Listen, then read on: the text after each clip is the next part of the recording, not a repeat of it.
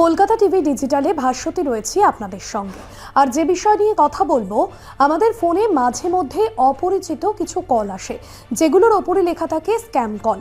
আর এই scam call ধরেই আপনি ফাঁদে পড়তে পারেন।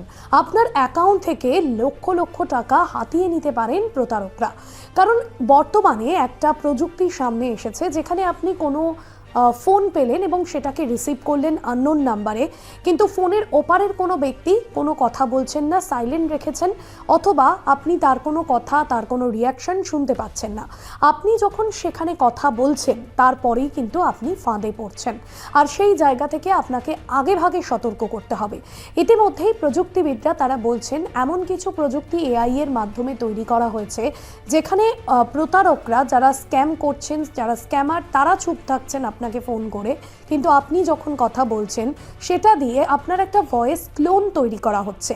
এআই এর মাধ্যমে সেই ক্লোন তৈরি করে পরবর্তীতে আপনার অ্যাকাউন্ট থেকে, আপনার ব্যাংক অ্যাকাউন্ট সহ আপনার সমস্ত তথ্য ওই যে এআই ক্লোন, সেই সবটা কিন্তু দেখিয়ে দিচ্ছে।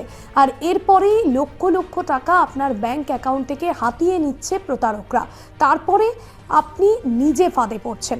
আর এই জায়গা থেকেই সতর্কতা রাখা হয়েছে বিভিন্ন এআই প্রযুক্তিগুলো, যা বর্তমানে কিন্তু সাধারণ মানুষকে আরও উন্নত করে দিচ্ছে, উন্নত প্রযুক্তির দিকে নিয়ে যাচ্ছে।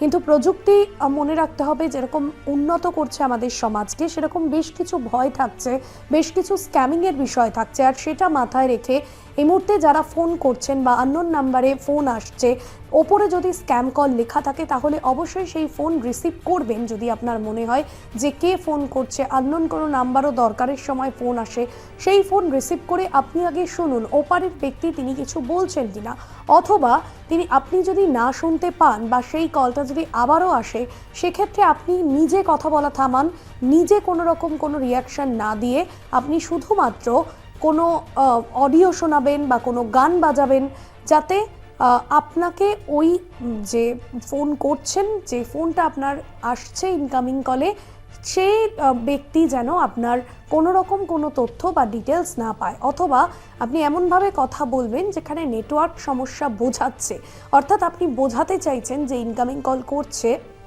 যে আপনার ফোনে নেটওয়ার্ক সমস্যা হচ্ছে। অর্থাৎ আপনি কিন্তু এভাবে যদি এই স্ক্যাম কলগুলোর বিরুদ্ধে সতর্কতা আজকে থেকেই নেওয়া শুরু করেন, তাহলে পরবর্তীতে দাঁড়িয়ে আপনিও আপনার অ্যাকাউন্টে যদি এরকম কোনো ফ্রডের বিষয় হয়ে থাকে, যে ফোন করার পর আপনার অ্যাকাউন্ট পুরো ফাঁক হয়ে যাচ্ছে, সেই সময় কিন্তু আপনি এই পদক্ষেপগুলো বা এই সতর্কতাগুলো অবলম্বন করে চলতেই পারবেন। আজকের এই বিষয় এখানে শেষ করব। অন্যান্য আপডেটের জন্য সঙ্গে থাকুন কলকাতা টিভি ডিজিটালে।